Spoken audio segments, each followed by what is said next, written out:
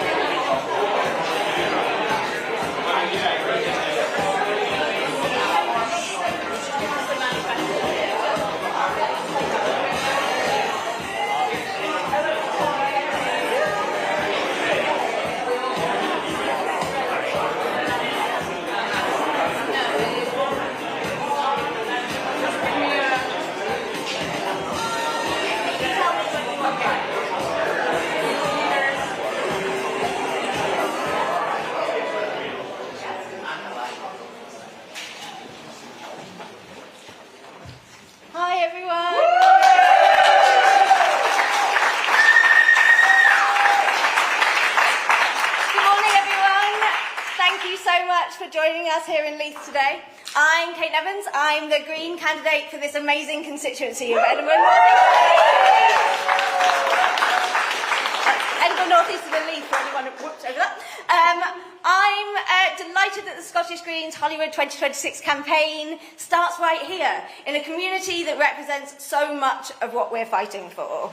There really is nowhere better to launch our Hollywood campaign. Leith is one of Scotland's most creative, most diverse and most vibrant communities. It's shaped by its history of workers' rights, with the Leith dockers fighting for fair pay and decent working conditions for everyone. And today, we continue to stand in solidarity with communities facing injustice, with Palestine, with migrants and refugees,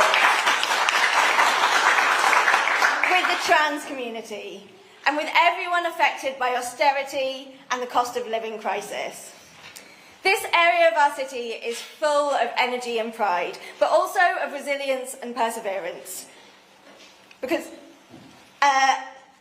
Leith has never had it easy. Even now, people here feel the real pressure of rising costs, housing shortages, and public services that are stretched to their limits.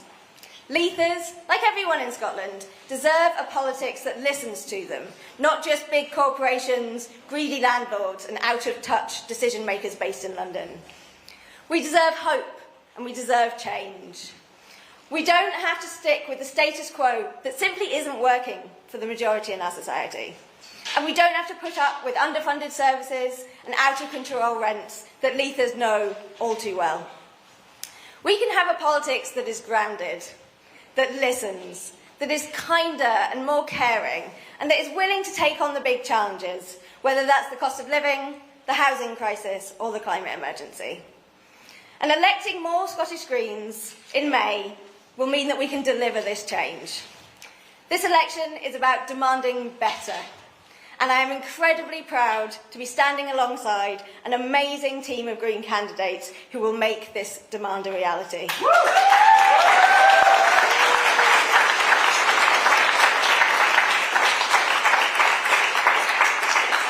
People like Gillian and Ross, who have consistently stood up for fairness, for communities, and for a Scotland that works for everyone.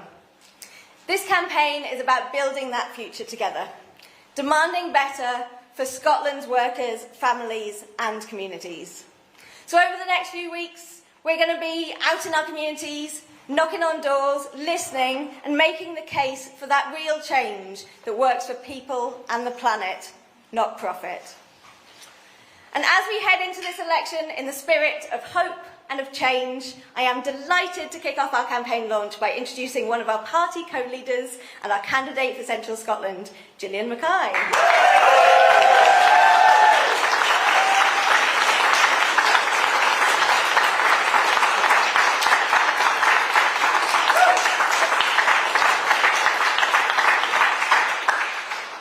Thanks so much, Kate, for that wonderful introduction to here in Leith. It's only 5 weeks until Scotland votes. Sorry, team. That's only 35 days to go. And the stakes could not be higher. It'll be a choice about the kind of future we want. It'll be about what kind of values we believe in and the kind of Scotland we want to be. We'll be the only party standing on a bold and ambitious message of hope and with a plan to deliver it. I'm proud to lead our party and proud that there are more of us than ever. There are over 10,150 of us, to be exact.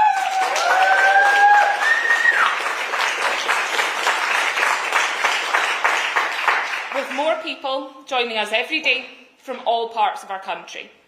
In every community across Scotland, there are people who are planning to vote Green for the very first time. That is why we stand on the verge of what could be a historic result and a major breakthrough for our movement. People can see the scale of the crisis we face, and they know that we need bold solutions. Prices are soaring, and families are really struggling. Even people who would have considered themselves pretty well off only a few years ago are finding it harder to get by, while thousands more are falling deeper into poverty.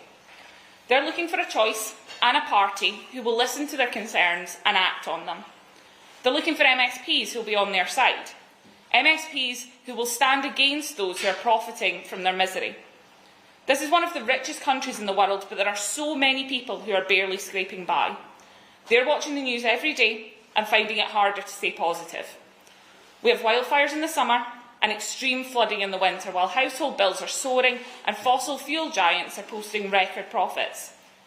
It's no wonder that more and more people are saying that enough is enough. I don't want us to be a country where thousands of children are growing up in totally avoidable poverty and where hunger is a part of so many daily lives. I don't want us to be a country where a small number of people are getting richer while there are people queuing at food banks and freezing in damp flats. But we don't have to be that country, and we can do so much better than this. There are millions of people who have waited for 14 years so that we could be finally rid of the Tories. We were always told that all we needed was that one final push, and we would finally get them out. In those 14 years, we had to endure so much. There was Brexit, then Boris Johnson and Liz Truss, and the economic chaos that went with it. But now, after all that, we've got a Labour government that promised change, while targeting disabled people with cuts, punishing refugees with brutal and repressive policies, and arming Israel's genocide against Palestinians. We have a Labour Prime Minister that even his Scottish leader thinks is unfit for office. So if not even Anas Sarwar thinks that Keir Starmer's good enough, why do we have to put up with him?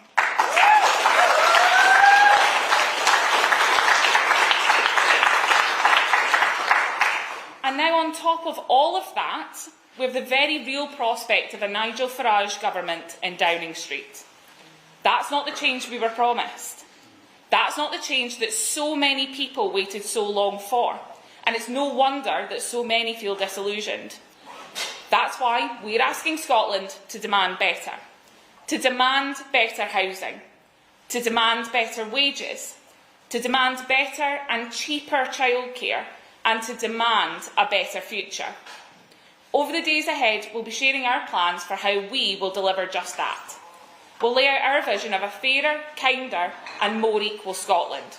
A Scotland where we seize the vast opportunity that comes from taking climate action, rather than waiting to see the pain that's hit Grangemouth and Mossmorton being repeated time and again. A Scotland where families are no longer forced to make the heartbreaking decision of heating or eating on a daily basis. A Scotland that works for everyone and where everyone is given a fair chance to live a better life. A Scotland where we care for each other and the world around us and ensure that generations have the best possible life chances and opportunities. We've spent the last 5 years doing all we can to make the country a greener and better place. We've wiped out millions of pounds of school meal debt to help parents and fed thousands of children through expanding free school meals. We've scrapped peak rail fares and introduced free bus travel for everyone under 22. This simple change has opened up our country for young people and their families, putting money back in their pockets and protecting our planet by making public transport the first and, crucially, the best option. But we have a lot further to go. This can be a far fairer country and a far more equal one. Our manifesto will be published in 2 weeks' time, but when I think about the policies we've already announced, they set us apart from the other parties. Not just in terms of ambition, but also in terms of our values. A fairer and better wage for care workers who step into people's lives at the most vulnerable moments and provide dignity, stability and compassion in a system that often falls short. A national rollout of walk-in mental health support centres and year-on-year real terms increases in mental health funding over the next Parliament. New curbs on how much land can be bought by any individual or company to stop a small number of very rich people from hoarding Scotland. The biggest expansion of free childcare for a generation. 1,140 hours funded childcare to all 2-year-olds in Scotland, with 570 hours of funded childcare to every child from 6 months to 2 years old. An end to homework in primary schools and the outdated high-stakes exam system that means one bad day can impact a young person for the rest of their lives. £200 million for nature restoration, helping us to reverse years of decline and build that greener Scotland. A frequent flyer levy targeting the wealthy businessmen who are flying on a weekly basis. £600 million of green investment programme to lower bills and protect our planet. An end to tax breaks for the king and the super rich.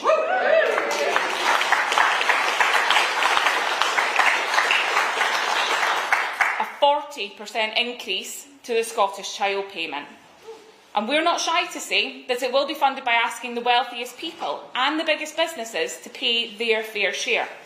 And we're just getting started.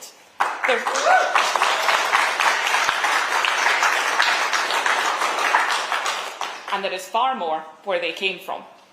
But we can only deliver these kinds of bold policies if we have Green MSPs who are prepared to work for them. And we all know what the alternatives look like. An SNP that's too cautious and scared to deliver the change we need. A Labour Party that's disgraced itself time and again while continuing many of the worst Tory policies. A hard-right Reform Party that wants to bring us back in time and implement the kind of policies that Enoch Powell would have envied. It's a party that's bankrolled by hedge fund managers, bankers, crypto investors and tax exiles, but pretends to be for ordinary people. What a load of chancers. The margins will be tight and every vote will be crucial, but the choice couldn't be clearer. Over the next 35 days, we'll be crossing Scotland, travelling the length and breadth of our country, sharing our positive vision and demanding better. And our message to Scotland is clear. If you want a fairer, greener and better Scotland, if you want green policies that will save you money and tackle the climate emergency, if you want to keep Reform's politics of hate out of Scotland's Parliament, then you have to vote for it. Join us in demanding better by voting for the Scottish Greens on May the 7th.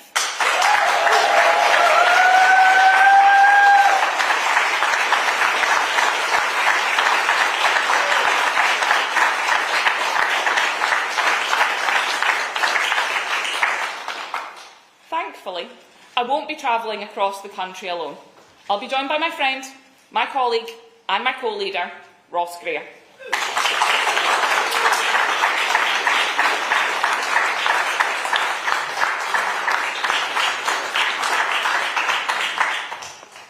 Thank you, Gillian, and thank you, friends. This is an event about the next 35 days and the potential that we've got for Scotland. But I want to start off by talking about something that people did 5 years ago. Because 5 years ago, a record number of people, 220,000 people, voted for the Scottish Greens. And every single one of those people, because of what they did, they delivered free bus travel for young people. They increased taxes on the super wealthy. They brought back rent controls in law for the first time in over 40 years. That was the power of voting Green. That's what we were able to deliver. Green policies have saved families a fortune, tackled the climate emergency, and made this country a fairer place. But we know that people are still struggling, especially right now. And because people are struggling, they are angry. That anger is being exploited right now by the forces of hate in our politics. And we know that it wasn't immigrants that made the cost of fuel go up. It wasn't asylum seekers that increased anyone's rent. Trans people definitely didn't make the weekly shop more expensive. But someone did all of that. Billionaires, tax avoiders, greedy landlords, they are the people really causing harm and division in our society. And it's no coincidence that they are the very same forces funding reform right now. This election is a choice of three. It's a choice between a failed status quo, between the forces of hate and the forces of hope. We are the movement that brings hope back to Scottish politics. That's why we are saying at this election something quite simple. Let's demand better. We know that Scotland is a country of incredible opportunities, but we are not able to realise them all because we are also an incredibly unequal country. The top 2% have more wealth than half of the population combined. But that's not inevitable. We can do something about that. Greens proved that time and again when we increased taxes on the super rich to fund the public services that everyone else needs. And we know that ordinary people are struggling right now, primarily because of the illegal war that America and Israel are now waging against Iran. And people are not just struggling here in Scotland or even in Europe, but across the world. In Australia, where they're experiencing exactly the same surge in the price of fuel, their Green Party demanded an emergency response. They demanded free public transport. And in Victoria and Tasmania, they have won. Those states will now deliver free public transport because the Greens demanded it.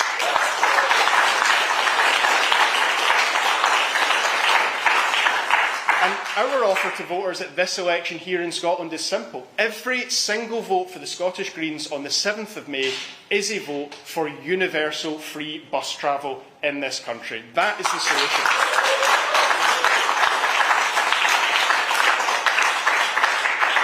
Making our public transport cheaper, making our buses free, isn't just the solution to the cost of living crisis. It is essential if we are to tackle the greatest crisis that we all face, the climate crisis as well. And 5 years ago, Scotland was in a vastly different place when it came to the action we were taking to tackle the climate emergency. 5 years ago, we had Greens in government and a Nicola Sturgeon, a First Minister, who was opposed to new oil and gas fields in the North Sea. How far has the Scottish Government fallen from that position, where yet again last night the First Minister opened the door further to Jackdaw, to Rosebank, to those new fields? What a catastrophe that would be, not just for Scotland, but for our planet. We know our climate is in crisis, and we know that the planet will reach its tipping point during the next session of Scotland's Parliament. We cannot leave any stone unturned in tackling the climate crisis. And we have the same solutions. The solutions to the cost of living crisis and the solutions to the climate crisis are one and the same. It is policies like universal free bus travel. It's building on our success, like scrapping peak rail fares. And yes, all of that has to be funded. And it can be funded by fairly taxing the super rich, by fairly taxing corporate wealth. We have the solutions and we have a plan to deliver them. This is a critical moment for Scotland. It's a critical moment for our planet. So our message is simple to voters across the country. If you share the Scottish Greens vision, if you believe like us that this can be a better, a fairer, a kinder and a greener country, join our movement today. We have 35 days to demand better for Scotland. 35 days to change this country for the better and to change this country for good. Let's do it. Let's win.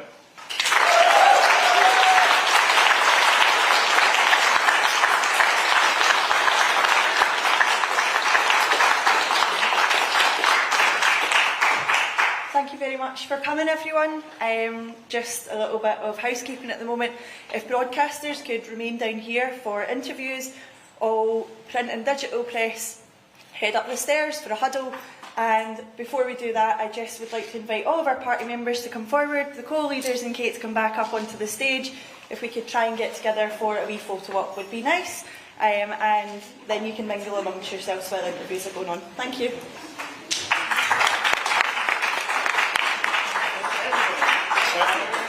We need as many people as can safely join us up on the stage, and then everybody else go there. But if we leave a wee gap in front of us. Come on, Laura. Oh, you're so much warmer than me. I always have my hands. Sorry, Should I stand? Yeah, tall people behind us. You're quite tall. Come on. So,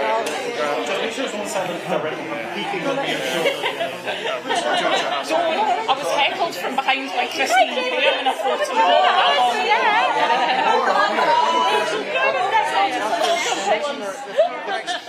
Alice, you're a menace. In the best possible way, but you're a menace.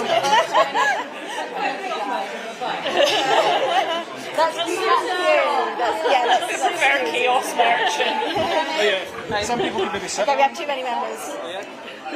Right. We're probably not actually going to be able to sit everybody. What a nice problem to have. Yeah, maybe some people sitting at the... Yeah, if anybody who can sit and crouch at the front, that would be ideal. Anybody with young knees? We have youthful members. Mine sound like the recent WD-40. Literally drank this out of people's soul pile this morning. Cammy's there. Right. Cammy, do we need any more directing? Do you need... This is good. Great vote of confidence. Like, we can barely see anything from folk shouting. Everybody looks directly above that light. Jeff is there. Don't go to the light, just look into it.